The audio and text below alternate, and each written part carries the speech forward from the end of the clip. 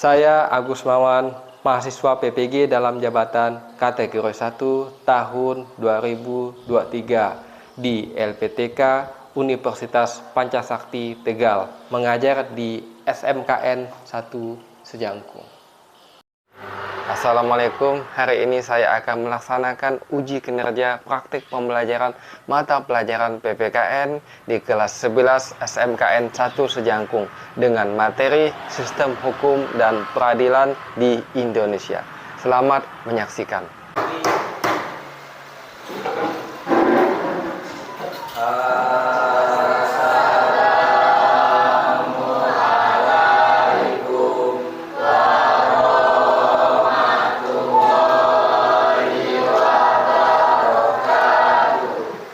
Waalaikumsalam warahmatullahi wabarakatuh.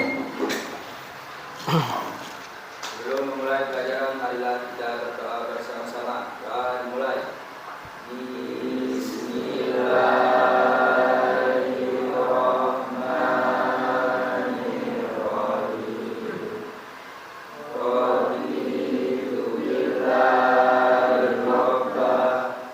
Baik, selamat siang semuanya.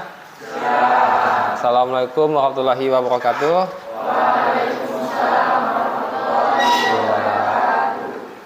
Apa kabar semuanya hari ini? Baik, alhamdulillah. Oke. Jadi pertama-tama untuk sebelum memulai pelajaran kita hari ini, Bapak mau salah satu dari rekan kalian menjadi dirjen. Kita menyanyikan lagu nasionalisme Garuda Pancasila. Ayo maju, maju, ayo maju, maju, ayo maju, maju.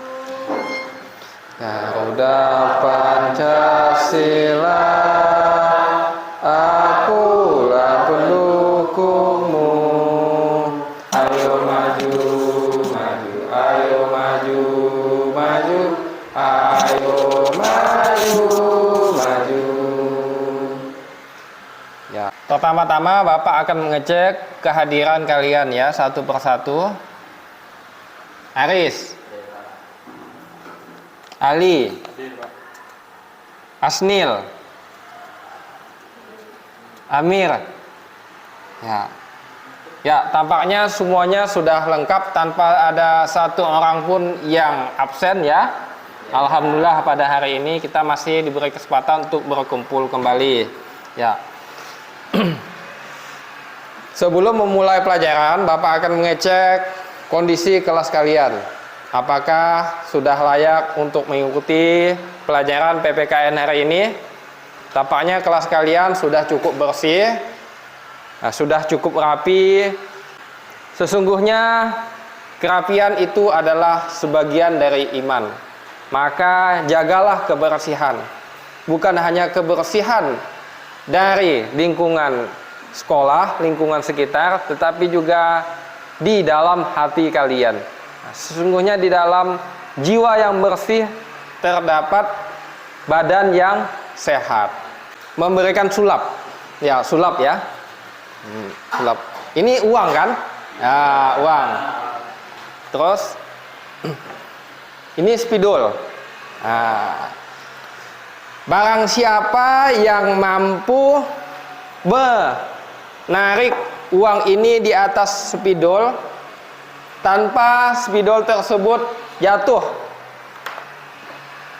Tanpa spidol itu jatuh, maka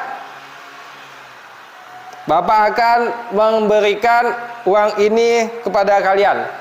Nah, mampu atau tidak? Coba Pais, coba kamu tarik sekencang-kencangnya, tarik sekencang-kencangnya spidol ini jangan sampai jatuh. Coba. Jatuh kan? Nah, ternyata ada trik dan tipnya. Bagaimana jika Bapak menarik uang ini di atas spidol? Kira-kira jatuh atau tidak? Jatuh atau tidak? Kalau jatuh, kalau tidak jatuh gimana? Kalau tidak jatuh bagaimana? Ya, sekarang coba perhatikan ya. Kira-kira jatuh nggak ya? Kita coba sama-sama. 1, 2, 3. Nah, tidak jatuh kan? Sekali lagi. 1, 2, 3. 1, 2, 3. Iya, tepuk tangan semuanya. Bukan sulap, bukan sihir. Sekarang Bapak coba mengingatkan. Minggu lalu kita telah belajar tentang materi apa? Ya, tentang demokrasi. Bentar. Aris.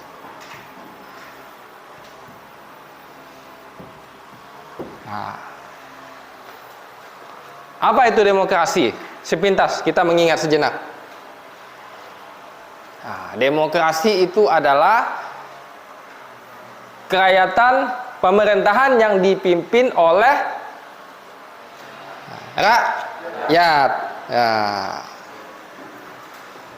Demokrasi berasal dari dua kata, yaitu demos dan kratos, yang artinya pemerintah dan rakyat. Jadi demokrasi adalah pemerintahan oleh rakyat dan untuk rakyat. Ya. Sekarang coba di buku catatannya, coba buka kembali. Ya, mengingat kembali sejenak. Pernah Bapak catatkan materi-materi yang akan kita pelajari? Bab selanjutnya, yaitu kita akan mempelajari bab ke-16. Ya, yaitu tentang sistem hukum. Ya, ini yang akan kita pelajari. Sistem hukum dan peradilan di Indonesia. Ya, pernah Bapak bagikan materi yang akan kita bahas minggu lalu pada hari ini. Ya, sudah sejenak kalian baca? Ya, sudah, mantap. Yaitu materi yang kita pelajari yaitu tentang sistem hukum dan peradilan di Indonesia. Mantap. Kira-kira apa itu sistem hukum? Apa itu pengertian sistem hukum? Ya. Ini yang akan kita pelajari. Hukum adalah sebuah aturan yang berlaku kepada seluruh masyarakat. Hukum tidak memandang dari segi umur, jabatan, pangkat, golongan, dan ras. Hukum sengaja dibuat oleh penguasa atau pemerintah supaya untuk mengatur tata kehidupan berbangsa dan bernegara. Oke, Bapak analogikan. Artinya tumbuhan tinggi mendapat sinar matahari yang penuh. Sedangkan tumbuhan di bawahnya tidak mendapat sinar matahari yang mengakibatkan kerdil. Analoginya bahwa siapa yang paling tinggi, ya, dialah yang berkuasa. Jadi yang paling lemah tidak bisa berbuat apa-apa. Maka prinsip hidup di hutan disebut dengan hukum rimba. Artinya siapa yang kuat dialah yang bertahan, yang berkuasa. Yang lemah akan mati. Tetapi bagaimana untuk manusia? Untuk manusia tidak, yang lemah dikasihi, dikasihani, diberlakukan adil, setimpal. Karena tidak semua manusia dilahirkan sempurna dan kuat fisik. Ada yang terlahir cacat, ada yang terlahir lemah, lesu, penyakitan dan lain sebagainya. Terus untuk memahami, mempelajari materi kita tentang sistem hukum, haruslah memperhatikan kompetensi dasar. Ada 4 kompetensi dasar di sini. Yang pertama, coba diperhatikan di papan tulis. Mensyukuri nilai dalam sistem hukum. Terus menunjukkan sikap disiplin terhadap aturan sebagai cerminan sistem hukum. Terus menyaji hasil penalaran tentang sistem hukum dan peradilan di Indonesia. Kemudian mendeskripsikan sistem hukum dan peradilan di Indonesia sesuai dengan UUD 1945. Setelah KD, indikator. Nah, tujuan pembelajaran yaitu peserta didik diharapkan dapat menunjukkan rasa syukur atas nilai-nilai dalam diskusi kelompok. Jadi nantinya kita akan diskusi. Terus peserta didik diharapkan dapat menunjukkan sikap disiplin. Kemudian setelah peserta didik berdiskusi dan mencari informasi tentang sistem hukum, dapat menelaah sistem hukum dan peradilan di Indonesia dengan tepat. Jadi saat diskusi kalian harus menelaah sistem hukum dengan tepat. Kemudian melalui kegiatan presentasi, kalian dapat menguraikan hasil media display dengan penuh percaya diri. Kemudian menampilkan hasil diskusi tentang sistem hukum dan peradilan di Indonesia sesuai dengan Undang-Undang Dasar. Jadi nanti kalian akan tampil di depan mempresentasikan hasil diskusi kalian. Sebelum Bapak memulai lebih lanjut, masuk ke kegiatan inti, sampai di sini ada yang ingin ditanyakan? Kenapa demokrasi di Indonesia kita rapuh? Kenapa demokrasi di Indonesia rapuh? Rapuh. Oh iya. Demokrasi di Indonesia rapuh karena memang sistem hukumnya masih dalam perbaikan, masih belum berjalan sempurna. Jikalau sistem hukum kita sudah kuat, sudah kokoh, maka demokrasi Indonesia akan kuat. Pertanyaannya, apa itu hukum? Tadi sudah dijelaskan. Hukum itu adalah aturan dasar. Lebih gampangnya seperti itu. Terus akibat melanggar hukum, yaitu dikenakan sanksi. Nanti kita akan bahas lebih lanjut. Sikap yang harus sesuai dengan hukum. Kita harus taat dan patuh. Tujuan hukum itu untuk menjaga ketertiban dan kemaslahatan umat. Menurut Leon Duguid, hukum adalah aturan tingkah laku para anggota masyarakat, aturan yang daya penggunaannya pada saat tertentu diindahkan oleh suatu masyarakat sebagai jaminan dari kepentingan bersama. Nah, coba kalian baca di depannya.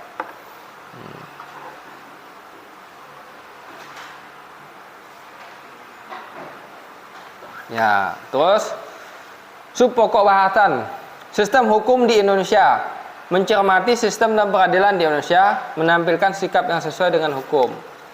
Terus hukum menurut seorang filsuf, banyak definisi hukum menurut para ahli. Coba dibacakan nyaring-nyaring, Pak Is. Tugas hukum: 1.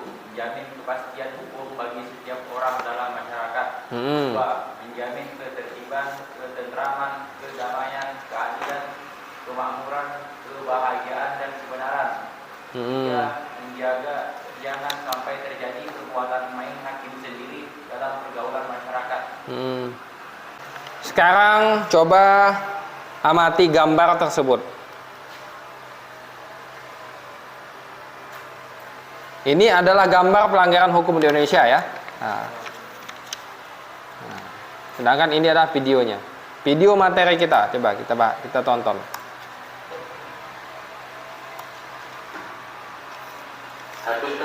Nah, dalam pembahasan ini kita akan belajar 3 hal. Yang pertama, pengertian hukum.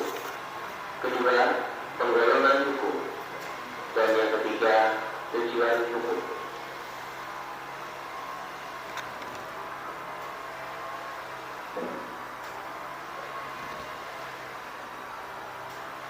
hukum adalah aturan. Tata tertib dan kaidah hidup. Akan tetapi sampai saat ini belum ada kesepakatan yang pasti tentang bagaimana rumusan atau arti hukum yang sebenarnya. Untuk merumuskan pengertian hukum tidaklah mudah, karena hukum itu meliputi banyak segi dan bentuk, sehingga satu pengertian tidak mungkin mencakup keseluruhan segi dan bentuk hukum. Hal ini sependapat dengan pendapat dari Van Appeldoorn bahwa definisi tentang hukum adalah sangat sulit untuk dibuat, karena tidak mungkin untuk mengadakan sesuai dengan kenyataan. Akan tetapi, meskipun sulit merumuskan definisi yang baku mengenai hukum, di dalam hukum terdapat beberapa unsur agar dikatakan sebagai hukum. Di antaranya yang pertama adalah peraturan mengenai tingkah laku manusia dalam masyarakat. Sebagai kita ketahui bahwa manusia adalah makhluk sosial, oleh karena itu pasti akan terjadi konflik di antara mereka, sehingga dibutuhkanlah sebuah aturan. Kemudian yang kedua, peraturan dibuat dan ditetapkan oleh badan resmi yang berwajib. Ini berarti bahwa peraturan hanya bisa dibuat oleh lembaga-lembaga yang berwenang. Kemudian yang ketiga, peraturan bersifat memaksa. Dan yang terakhir, sanksi terhadap pelanggaran peraturan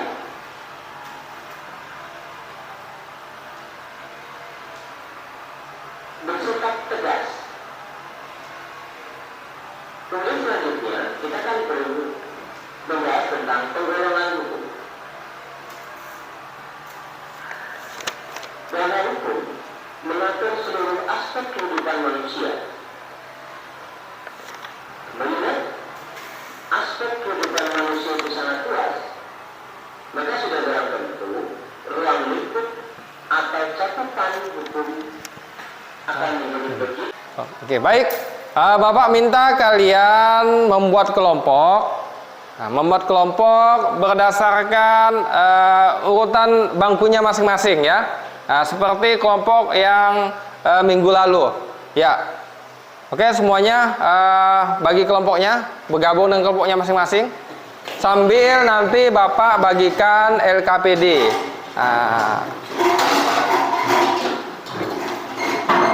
Sambil Bapak bagikan LKPD ya.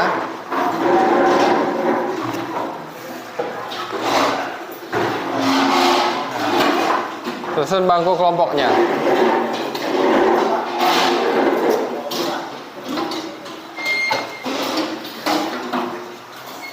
Bapak bagikan LKPD-nya satu-satu. Ya, bagikan satu-satu LKPD-nya. Ya. Bagikan satu-satu. Ya. Ya, bagikan satu-satu. Kan ini.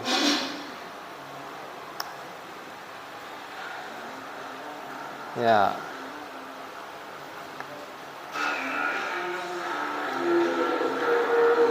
Kita amati sebentar.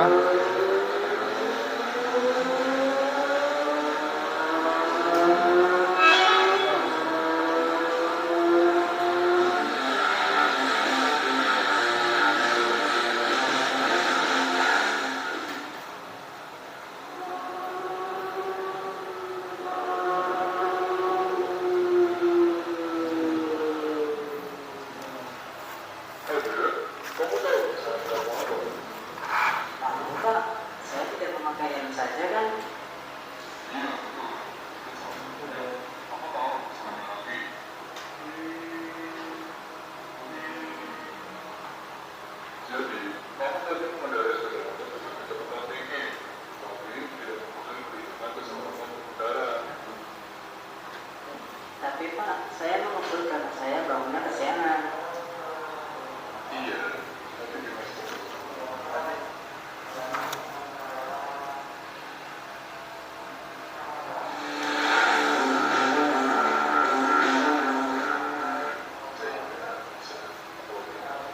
Di video ini setelah kalian mengamati, kalian mengkategorikan bentuk-bentuk pelanggaran lalu lintas, penyebab pelanggaran lalu lintas, kemudian solusi untuk menangani pelanggaran tersebut ya. LKPD, amati LKPD-nya, dicermati. LKPD adalah lembar kerja peserta didik. Ya. Oke. Setelah kalian mengamati video tersebut, Bapak memberikan kalian waktu 15 menit untuk menganalisis, mendiskusikan video tersebut. seperti bentuk-bentuk pelanggaran dan solusi untuk menangani pelanggaran tersebut ya. Nah, oke, semuanya dikerjakan sesuai dengan kelompoknya. Terus LKPD yang telah Bapak bagikan kerjakan sekarang juga ya, 15 menit. Ya, baik, sudah cukup 15 menit. Oke, sesuai dengan janji setiap kelompok akan mempresentasikan tugasnya masing-masing. Ya. Oke, kira-kira kelompok siapa yang sudah selesai?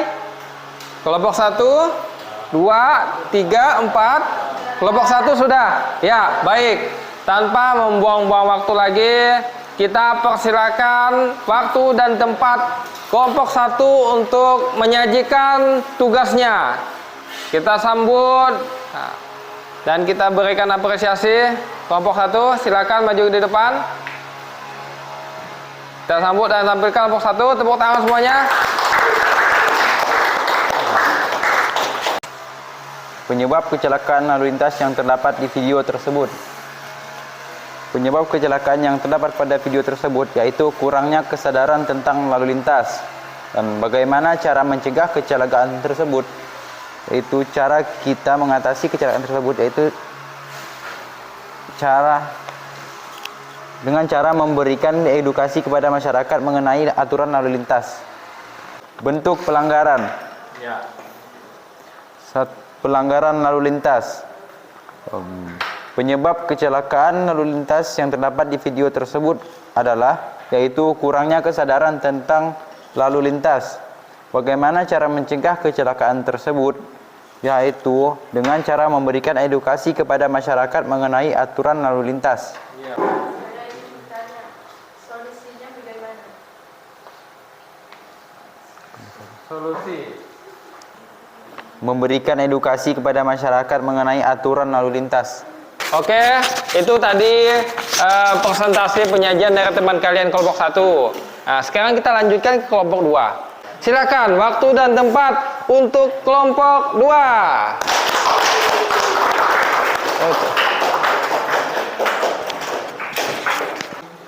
Kami dari kelompok 2 akan membacakan hasil diskusi kami dari video yang kita tonton tadi. Hasil diskusi kami, pelajar yang tidak mematuhi aturan, kesalahan yang dilakukan, tidak memakai helm, melawan arus jalan, berkendara melebihi kecepatan yang sudah ditentukan, menerobos lampu merah, balap motor di jalan raya yang berujung masuk rumah sakit. Solusinya, berkendara harus mengutamakan keselamatan saat berkendara. Oleh kerana itu, harus taati peraturan lalu lintas. Cukup sekian. Ya, kelompok Aris, silakan. Ya, saya ingin bertanya bagaimana solusi kita agar pengendara yang lain taat terhadap aturan. Bagaimana? Apakah itu penyebabnya kesalahan dari pihak penanggung jawabnya? Ya. Jadi bagaimana? Yang penanggung jawab sini adalah polisi ya. Polisi, ya. Ya. Bagaimana solusi polisi? Solusi polisi. Polisi harus tegas terhadap peraturan lalu lintas. Ya, bagaimana Aris? Siapa? Ya, tepat sekali, bagus.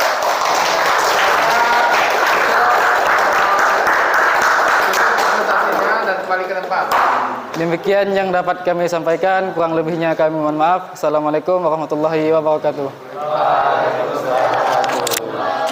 Oke, selanjutnya kelompok ketiga. Waktu dan tempat dipersilakan. Assalamualaikum warahmatullahi wabarakatuh. Kami akan mempresentasikan hasil diskusi kami tentang permasalahan lalu lintas.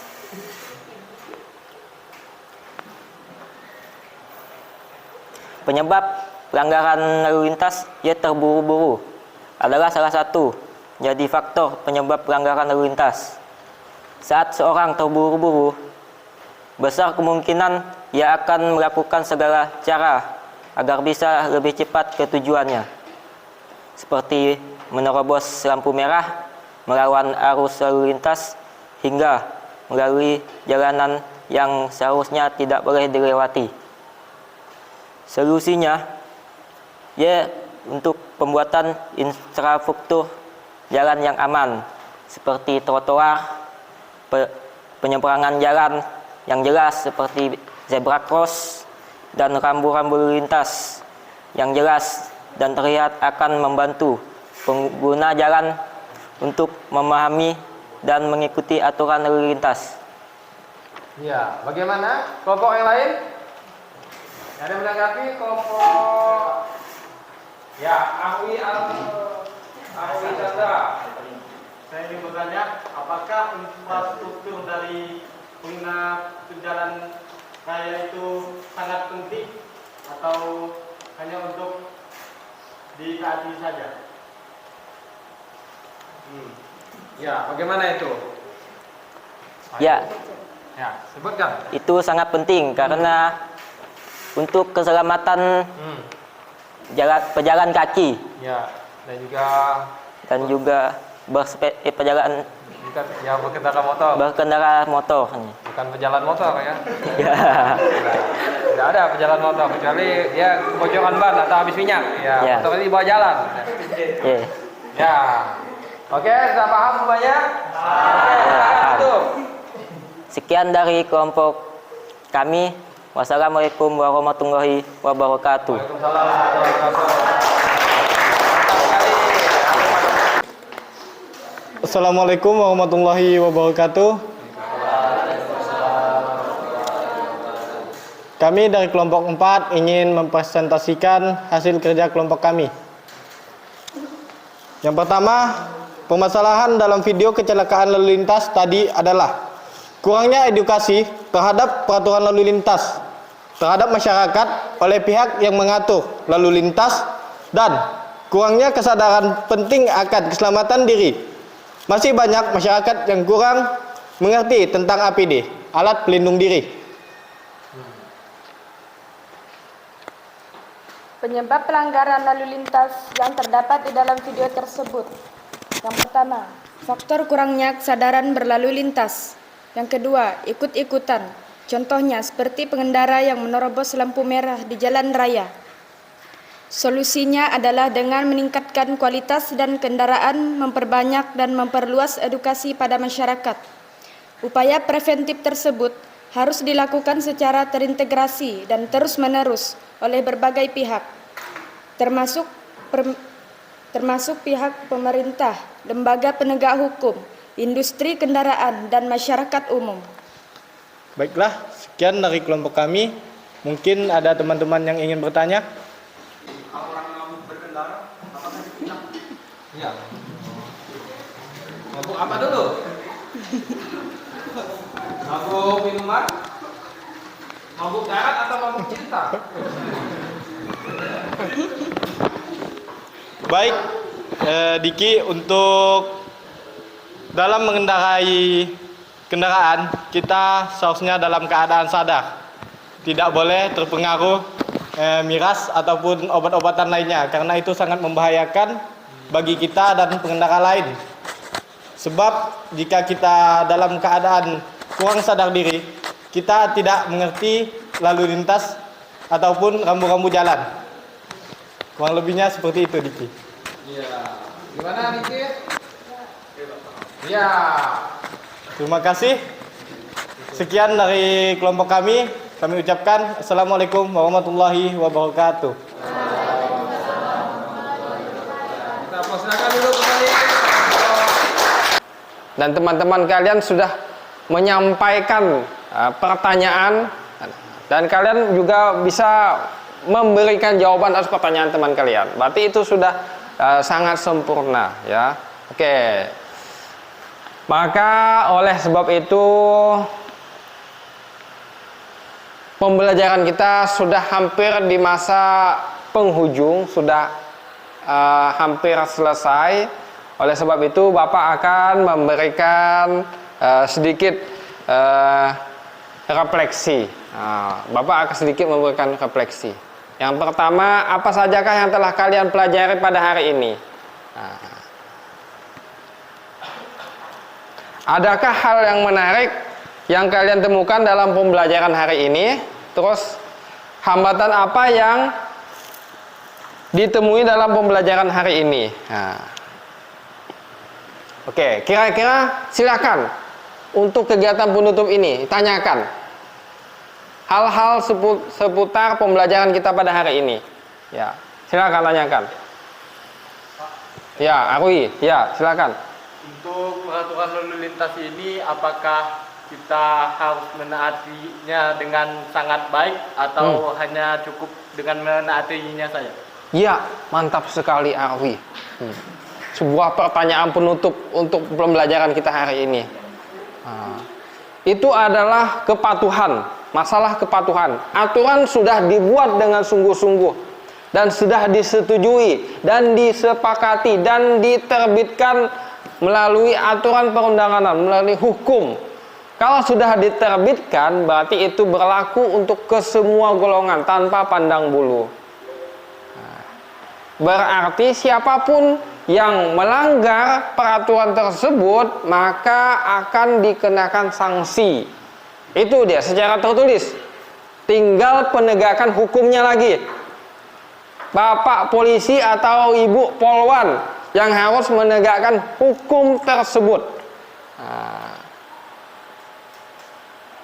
Dengan bentuk cara apa dia menegakkannya?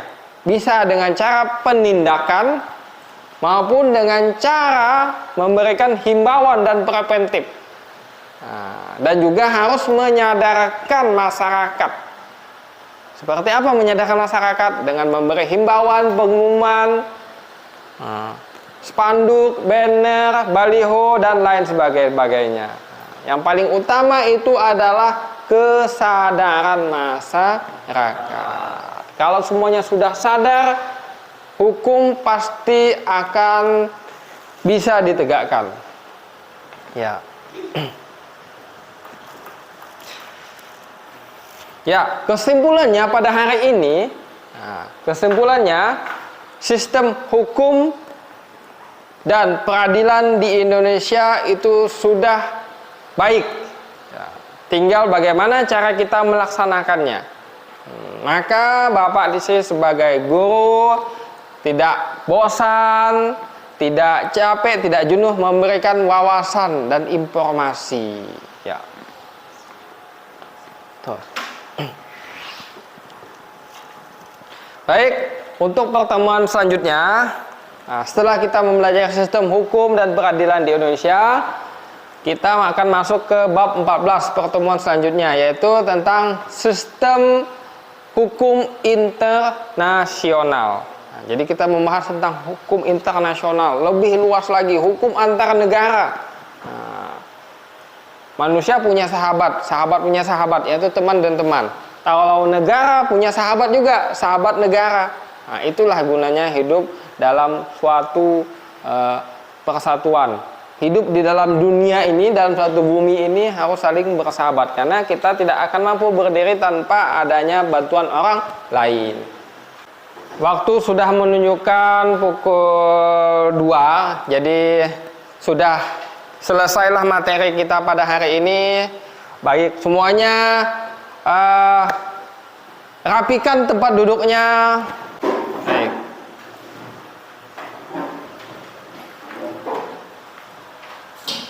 Ya, silakan baca doa. Sebelum mengakhiri pembelajaran hari ini, marilah kita berdoa. Bismillahirrahmanirrahim. Bismillahirrahmanirrahim.